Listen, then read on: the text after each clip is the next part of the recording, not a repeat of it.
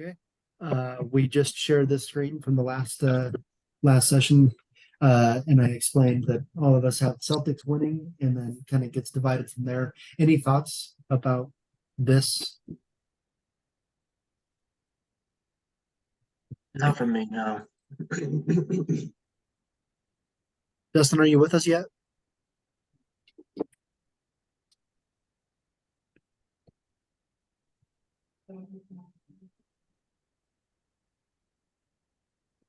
Oh, sorry.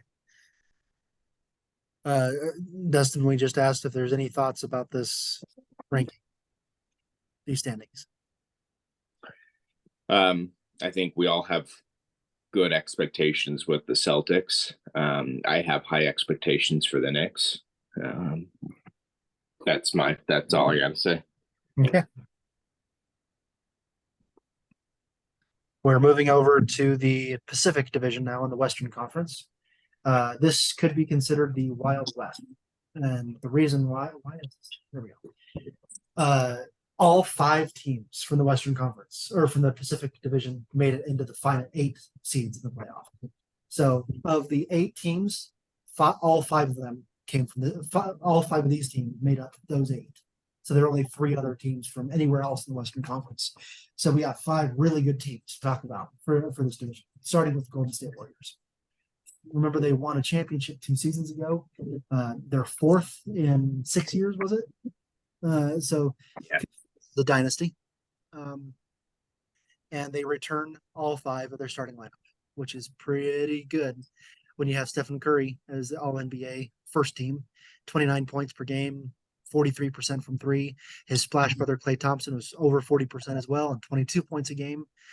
Draymond Green was named all defense last year. He does everything. His stats don't necessarily show it, 9 points, 7 rebounds a game, but he also averages about 8 assists a game and just is the heart and soul of that defense. There was questions whether he would be back on this team because his contract expired, but the Warriors picked it up again. They said, we want you back. He kind of rubs some people the wrong way, both opponents and teammates alike. But the results are undeniable. Andrew Wiggins, 17 points a game as well. He was injured for a lot of last year, and that led to maybe the Warriors not being as cohesive as they needed to be. Kevon Looney is the lone center on this team, the only center on the team, and he's a great offensive rebounder, maybe one of the best in the league. It gets a lot of second chance points for this team. A lot of changes. You can see, I think there's, 7 changes over here on the back end. The biggest one being Chris Paul. Yes, don't forget about Chris Paul. He's going to come off the bench for the first time in his career playing for the Golden State Warriors. Comes over from the Suns. He's 39 years old. But what will that element add to this team with Chris Paul on the bench?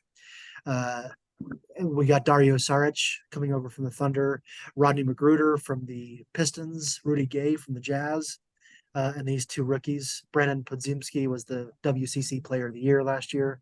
Trace Jackson Davis out of Indiana. And you still have Jonathan Kuminga and Gary Payton, the second, by the way. His dad being the Hall of Famer. Steve Kerr in his 10th year, obviously 4 NBA championships. Kenny Atkinson, one of the better assistant coaches in the league. And Ron Adams has been with Steve Kerr for every step of the way. So I think it's me with the Warriors. The big addition I want to talk about, obviously, Chris Paul. He has a history with Draymond Green. He and Draymond Green don't get along. Obviously, I don't think Draymond Green really gets along with anybody, but Chris Paul and Draymond Green have had, but also Chris Paul and Stephen Curry have had their problems on court as well. And so bringing Chris Paul over to join the Warriors is a really interesting dynamic. I think it's going to be really interesting to see, just especially with Chris Paul. Who would ever thought Chris Paul coming off the bench in an NBA game? But he's going to do that with the Warriors. He's in his 39th year, I think. So this is a change. And so we're going to see a lot of interesting stuff. I really like the addition. I love Chris Paul trying to stabilize this team emotion wise and leadership wise. And the Warriors are still a favorite. Yes, they didn't win the finals last year. They didn't go to the finals last year, but they're still a favorite, I think, because they still have the core together. Cody. There's a little bit I want to add to that is just that when you have Steph Curry playing, you should always be a contender. He's absolutely phenomenal, and would I be correct in saying he's probably the best shooter in the league? I think I was In the history of the in sport. history. Okay, in the history. So when he's playing, when he's on the court, when he's on your team, it's just, I mean, you'll always be a contender no matter what. And then you add other players like Draymond Green and Chris Paul and players like that. And so this team is a great team. They have everything that they need. They have Steve Kerr as a great coach. So um, they'll always be contenders as long as they have those pieces in place.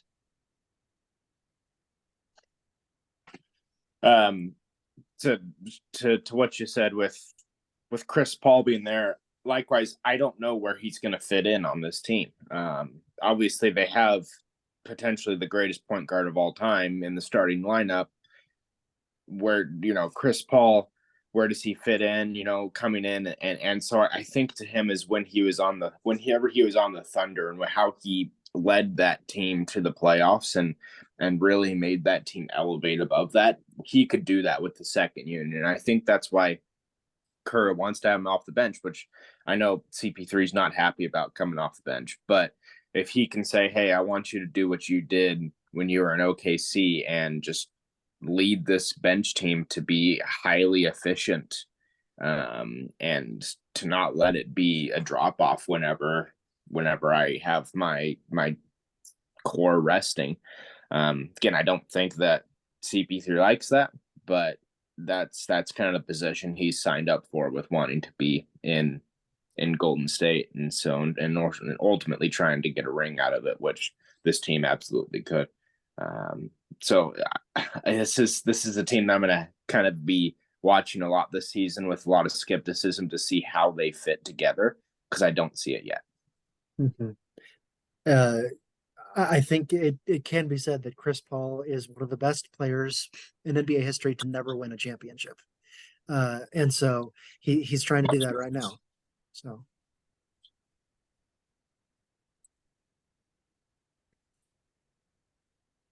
Okay, to the Los Angeles Clippers.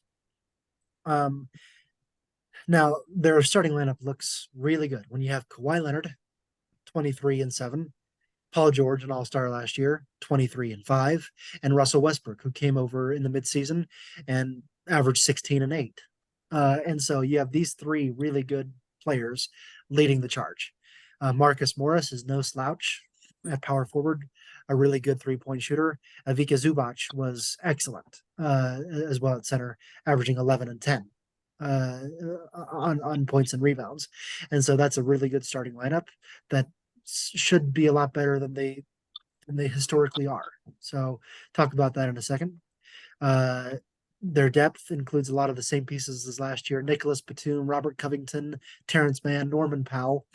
All four contribute quite a bit. Mason Plumlee as well.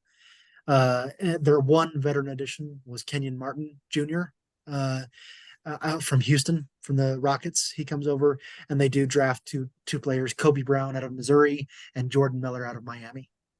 And so this team really looks very similar to the team that was last year, with a couple of additions in the second unit. Tyronn Lue is in his fourth season as the Clippers head coach. Remember, he won a championship with the Cleveland Cavaliers. You're all with me still, right? Why are we seeing this? Yeah, I'm here. Yeah, we're here. Okay. And Larry Drew and Brian Shaw, both head coaching experience as assistant head coaches. So, Cody, Clippers. Let's see. Well, what was their? I'm trying to remember. What was their record last year? They were really good last year, weren't they? I think they were the sixth seed. Were they in the playoffs? Was that right, Dustin? 44, fifth or sixth? Sorry, hold on. Yeah, I think they're somewhere in there. I don't quite remember. I'll have to look it up. But yeah, they won 44 games, which for the Western Conference is slightly better than average. and they were third place in their division. So, I mean, a good team. I do expect them to be better this year. And so, when like we're saying, when you have Kawhi Leonard, which now I know he's on the Raptors, when you have Kawhi Leonard, and then Russell Westbrook as well, and I'm blanking on the name, but that lineup. When you have that lineup, you don't lose really a whole lot. They're in a very tough division, but they have the talent, they have the gelling, they have a good coaching staff, and so I expect them to be in the playoffs again this year, and so they're going to be a good team and they can cause a lot of damage. I expect them to be better. So yeah, to answer the question, they did get the 5th seed, but then lost 4-1 to Phoenix. So they Cody, they have a lot of talent. The problem is getting that talent on the court is just the injuries. So Paul George and Kawhi Leonard have been on this team together for 3. I think this is going to be their 4th season that they've been together in LA. And it's just, they just haven't played together very often at all over those seasons, probably about a season's worth over the course of the 3. And it's just because whenever one's not injured, the other is. And so it's been kind of a letdown that you have 2 fantastic players on the same team and they just can't be on the court together because of injuries. So if they can put a season together, if they can both play 70 games, and then Westbrook playing just as many, then yeah, there's the ceiling for this team is so incredibly high. But all of us avid NBA fans just say, yeah, but that's not going to happen because these players are just, that's what they're known for. They're known for being injured, and not being able to show up. So I don't know what to say because their ceiling is so high, but their floor is really low, because of the injuries, because they can't keep them on the court. Yeah. It's so hard, like you said, as NBA fans to see this collection of players. These are 3 potential Hall of Famers that you have on this team. Leonard, George, and Westbrook. And when you have that kind of big 3, there should be no reason that you go far in the playoffs, but it just hasn't been that case. And so if you've kept up with recent news in the NBA, the NBA came out and they kind of hit the podium with a gavel and said, this is an 82 game season. You're expected to play 82 games, meaning Kawhi Leonard, who's been a big problem with this. When he gets injured, he doesn't want to play until he's 100% healthy, and so he sits out half the season until he can get that way. And they're saying that that's not acceptable anymore because when someone like an 11-year-old who loves watching LeBron James play, and he goes to a Lakers game and suddenly LeBron James is sitting out because his tummy hurts or something like that. Like that's no longer acceptable when you want when it's televised. These fans go to the games expecting the stars to play, and when they don't, was it worth the money that you just spent on the money for that ticket? And so anyway, all of that being said, I have picked the Clippers to finish last in this division. And I don't think I'm the only one. We'll see that in a second. But and that's just because this division is ridiculously strong. And so it's not just the Clippers' fault. It's the fact that this is the best division in the NBA. And number 2, like we've said, when are we ever going to see these 3 players play on the court at the same time? We haven't seen it, and so that's been the problem. Okay, anything else to add about the Clippers? No, good summary. Let's move on to the Los Angeles Lakers. This team had to fight to get into the playoffs. They had to win the play-in game. They did that, and then they proceeded to beat the who did they beat in the first round? I can't remember, but they won their They first round. beat they beat Memphis and Memphis, that's right. then beat Golden State. So this was Yeah. a the last in their division team that barely made it into the play-in, and then also made it to the Western Conference Finals That's right. behind Yeah. the leadership of LeBron James. Yeah, finished fifth, finished last in the division, and then went to the Western Conference Finals. They got swept by the Nuggets in the conference finals, but they were the final four team, and they finished last in their division, showing how strong the division is, showing how good this Lakers team can be. So, looking at what they did, LeBron James was All NBA last year, 28.9 points, 6.8 assists. He's going to be 40 years old this year. Is that right? Or is it next year? I think he's in his 40th year next year. So I think he's 39 this year. Yeah, But, he'll turn 39 this year. Okay. So, but the fact we see a lot of guys fall off once they reach 36, 37. LeBron James just continues to play at this extremely high level. And so he's defying science by playing as well as he is. Anthony Davis is frustrating for Lakers fans and for NBA fans in general, because you see he 26 points, 13 rebounds a game is fantastic. But he plays about that. What would you say, Dustin? About 60% of the time, and then if that, and then the rest of the time he's averaging half that. And so, why?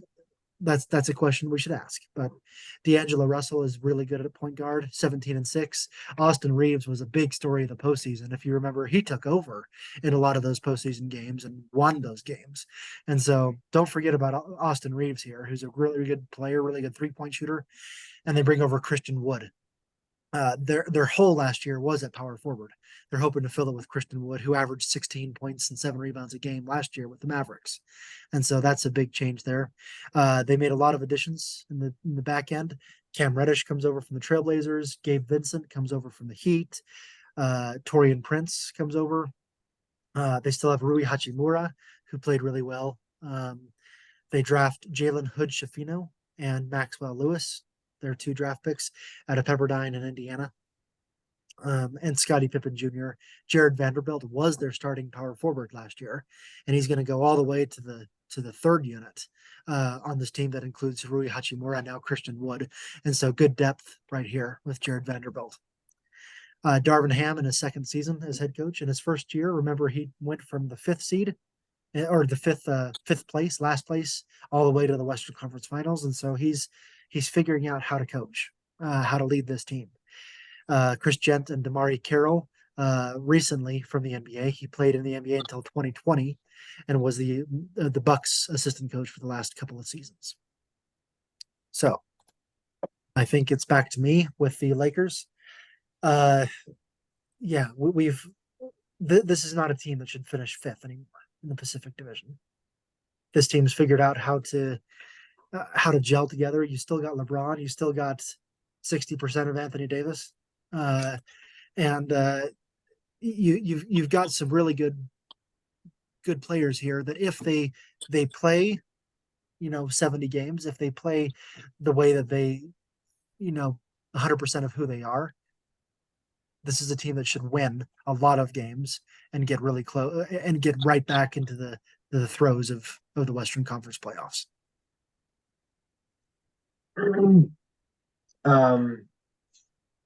The Lakers, at least historically, have always been really good. And then you got LeBron James on the team, and we've talked extensively about LeBron James, King James, really. And there's always an argument about, is he the greatest of all time? Is Michael Jordan the greatest of all time? But whether that's an argument or not, as of currently, he is probably the greatest player right now in the league, one of the greatest players. And so you have him on the team, and you just have a good team in general, a good coach. It's just hard to be stopped. It's a tough division, but it's about gelling. I don't think that they're going to I don't think they're going to finish in the top 2, maybe not even third. But it's going to be just a tough division, and it's almost like you want to just have LeBron just take over, just do what you do. But I know he's also kind of like, I want this to be someone else's team, kind of idea. So, which is also really admirable of him. But my expectation is it's a very good team. They have a high ceiling, but I don't know if they're going to be able to execute that way. So a few things to unpack. So LeBron just signed contract extension for 2 years worth $98 million, right? So he's going to get paid $100 million over the next 2 years, which he's probably underpaid. It's when you think of it. So yeah, he's been playing for 20 years. He's been one of the best players in the league for longer than other players in the league have been alive. It's insane when you think of that stat. And last year when the Lakers were out of the playoff picture, and he said, "Hey, we're gonna get there, and then we're gonna run through the Western Conference." And people laughed, said, "Hey, you're in like 12th place in the West, right?" They're able to get into the play-in, and then they ran the Western Conference all the way to the finals, to the Western Conference Finals, and that's what you get with one of the greatest players that have ever played the game, with the top scorer in the league. Is LeBron James knows exactly how to put his money where his mouth is, and can prove it as one of the greatest players to ever walk on planet Earth. And so great that he's here. I hope Anthony Davis can play a full season. I hope he can put the effort in. He struggles with injuries. I have some similar opinions, but again, hopefully he can just play. Scott, you mentioned Austin Reeves. He's become a fan favorite and has, one of the greatest nicknames in AR-15. So it's great. He's fun to watch. He holds the team together and is a fan favorite. Interesting to see D'Angelo Russell back on the team. I think that he can be a great addition. And just like last year, I'm not sure what their regular season is going to look like, but if they get to the postseason, I know what their postseason is going to look like, and it's going to be dangerous. Yeah. So we'll see what happens. And as you mentioned, the LeBron signing that 2-year extension, that's in order to play with his son in the NBA next year, because his son is playing at USC, and he's almost certainly going to be a one and done there at USC, and then go to the NBA. And LeBron's gonna get his dream of playing on the same court at the same time as his son in the NBA. That's a pretty special thing. That's So, cool. yeah. Okay. Phoenix Suns. So you're going to see here in a second that they only have 5 players from last year that are returning to this team. 5. They kind of blew up everything once. A lot of teams are in win now mode. The Suns are in win right now mode.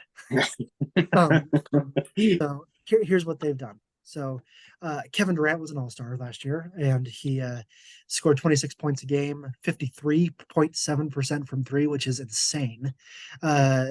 He only played about half a season, traded from the Nets over to the Suns.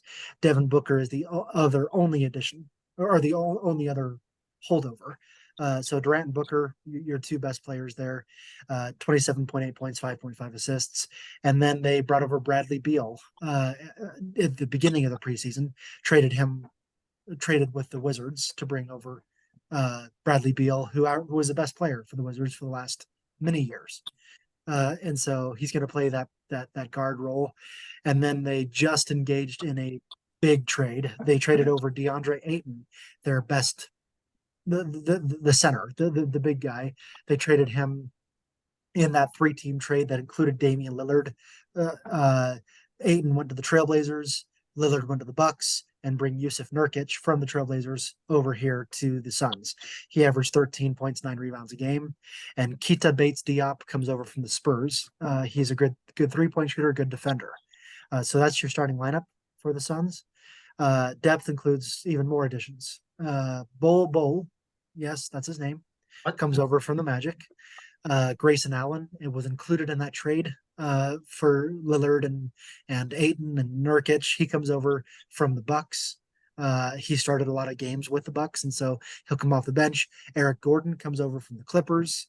Nasir Little was also included in that trade from the Trailblazers. Jordan Goodwin was included in the trade with Bradley Beal. He comes over from the Wizards as well. So a lot of changes. Josh Okogie, Damian Lee, and Ish Wainwright are the only other three holdovers that played for the Suns last year. So again, this is a big holdover to say we want to win the championship this year, and this is how we do it. Frank Vogel is also a new addition. They fire Monty Williams because they didn't win the NBA championship. That's the only reason I can think of, right? Yep. So because they didn't win the championship last year, they fire Williams and they bring over Frank Vogel, who won a championship with the Lakers 3 years ago, and so he's the new head coach of the Suns. David Fizdale, who has head coaching experience, comes over as assistant, as well as Miles Simon. So with all that, who is it? Is it Cody again? No, it's got to be Dustin. I don't know. We've lost our. I think they skipped I'll Dustin. go. I'll go. So this team blowing up, I think we can officially call it the Kevin Durant effect. Yes. Which is if you bring Kevin Durant over, then he says, change everything, blow this up, and they blow the entire roster up, trade everything away, and then he's like, hey, why don't we have chemistry and cohesion on this team? Come on. So yeah, we all have our opinions about Kevin Durant. We all happen to agree on them, and they all happen to be negative. But he had a 50, 40, 90. He's clearly one of the best. But I don't think that this is a team that wins a championship because I don't think they have all the right pieces in place, especially compared to other teams, not only within their division, but in the Western Conference and in the league. I'm excited to see Bol Bol being more featured on this team, which he's the son of NBA legend Manute Bol, and he has all the athleticism of a Giannis, but with about 4 extra inches to his height. And so he's an absolute monster. He's really fun to watch in the minutes that he has been played. He can be extremely good, given the opportunity. And he's been developing the league for several years. I think he's in his 4th or 5th year, just trying to develop. And so hopefully he gets featured a lot more, is playing a lot more. And I'm excited to watch what he can do. Yeah. I'm excited about Bradley Beal a little bit. He was out in obscurity and darkness in Washington. There's like no national televised games with the Wizards. And he spent his whole career there, and now he gets to be featured in the national spotlight in Phoenix. And I think a lot of people will get to see the kind of player Bradley Beal really is. He's a fantastic player, and so I think, like you said, the cohesion is not going to be there. This is a candidate for a toxic environment of a team, mainly because of Kevin Durant. Hopefully that doesn't happen, but. You get rid of your stability in Chris Paul, and so I don't know what's going to happen after that at that point. So, but I think the team has a lot of good pieces, a lot of good players, and they can do a lot of good things. But they have to manage their egos or their ego. So, yeah, Cody. The only thing I want to add is it's impressive when you look at Bradley Beal, Kevin Durant, and Devin Booker. Thank you, Devin Booker, how they all average over 20 points a game. And so that's impressive. Again, I don't remember what team we're talking about, but it goes back to those 3 alone are scoring around 60 points a game, if not, adding up to about 70 points a game, which is over 2/3 or so of normal. Sometimes it's half. So what? Sometimes it's half. Sometimes I know they get to like 120-ish sometimes, but I've also seen more 90, 100 scores somewhere around there. So anyway, but it's just they have impressive talent and an impressive team. But I feel like Kevin Durant's similar to James Harden in how he brings a lot of toxicity over. And so I mean, I guess I kind of expect the team to do good, to do really well, but it's kind of a question mark as well. Okay, the final team today and in the Pacific Division, the Sacramento Kings. They make it to the playoffs for the first time in 15 years, I think, last year. They win the Pacific Division. And so all of these good things, and then the lack of experience in the playoffs, plus the huge experience of the Golden State Warriors in the playoffs, means that they take a game seven exit in the first round. But they keep everything the same. They say we had a great season. Let's keep it the same and let's run it right back. I mentioned that the Celtics had two players who were all NBA. The Kings are one of those other teams that had two players make it the all NBA teams. Domantas Sabonis, you can see his stats: 19 points, 12 rebounds, 7 assists per game. He was everywhere. He was a sneaky MVP candidate that didn't end up being in the MVP conversation, but he was excellent. De'Aaron Fox had the best season of his career as well. He was all NBA, 25.6 assists. Keegan Murray was excellent as a rookie. All rookie team coming out of Iowa, shot the ball extremely well from 3 point range, averaged 12 points a game. And then you have Harrison Barnes and Kevin Herter, the other two players there. Each averaged 15 points a game. So really good players there. You keep a lot of things the same here. JaVale McGee is one of the few veteran additions, along with Chris Duarte. So JaVale McGee is really experienced, good center, especially defensively. Malik Monk had a great season, finally finding his place in the NBA after changing around lots of different teams. He's finally found his home in Sacramento. Have Trey Lyles, excellent 3 point shooter off the bench. Have to talk about Sasha Vezenkov for a second. Anyone who's kept track of him, he was a 2019 draft pick of the Brooklyn Nets, but he's what they call it Eurostash, where he doesn't ever play in the NBA. They just kind of they get his rights, and then he continues to play in Europe for several years. He was the EuroLeague MVP last year, so the best player in Europe. He averaged 17 points and 8 rebounds and 7 assists per game, and finally made the move over to the NBA, where he's now playing for the Sacramento Kings. He's going to be a major player off the bench, and there's even talk about whether Harrison Barnes is going to come off the bench and Sasha Vezenkov is going to be in the starting lineup. So we'll see what happens there, but keep that name in your memory, Sasha Vezenkov. Mike Brown, in his second year, he was the NBA Coach of the Year last year for turning around the Kings, finally getting this team to the playoffs.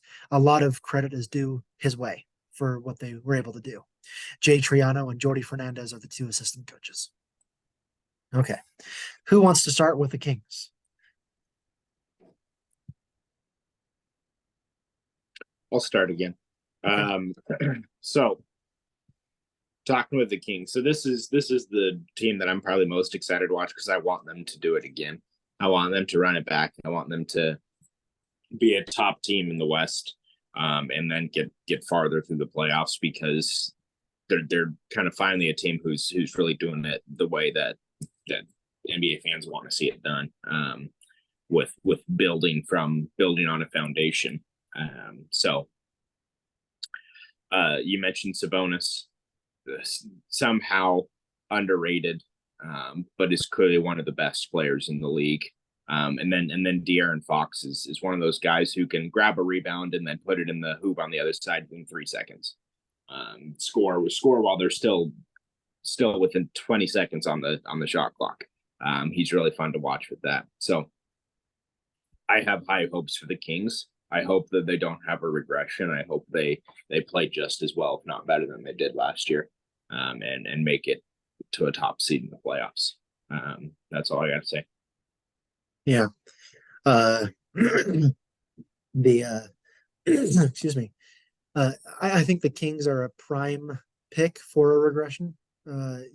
Usually you have a team that does that. In the NBA and the NFL, everywhere you have a really good season and then they regress a little bit. I think the Kings are up there because they run it right back where they were, right?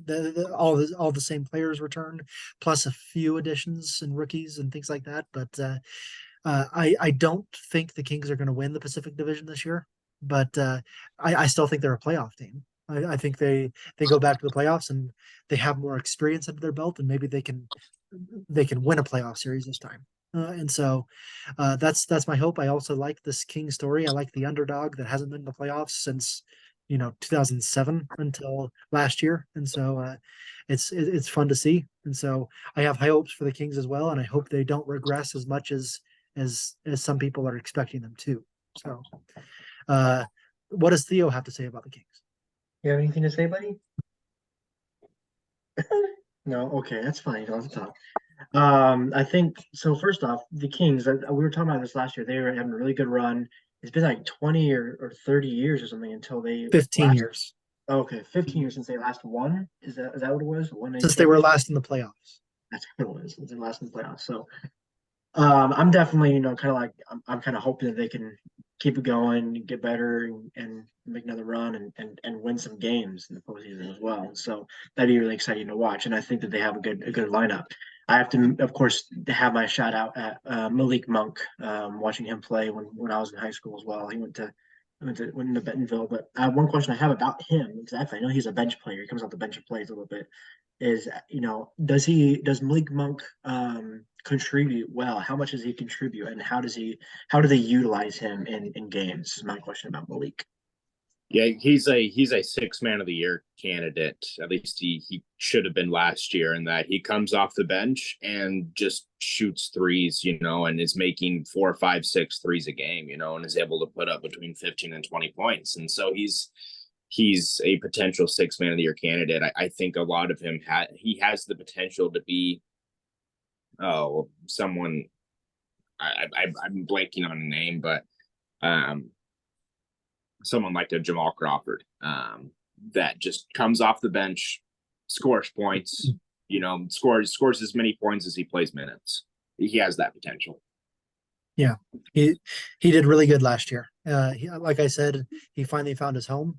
He bounced around with Charlotte and the Lakers and a couple other teams before finding his home in Sacramento. So let's look at Pacific Division where we picked him here.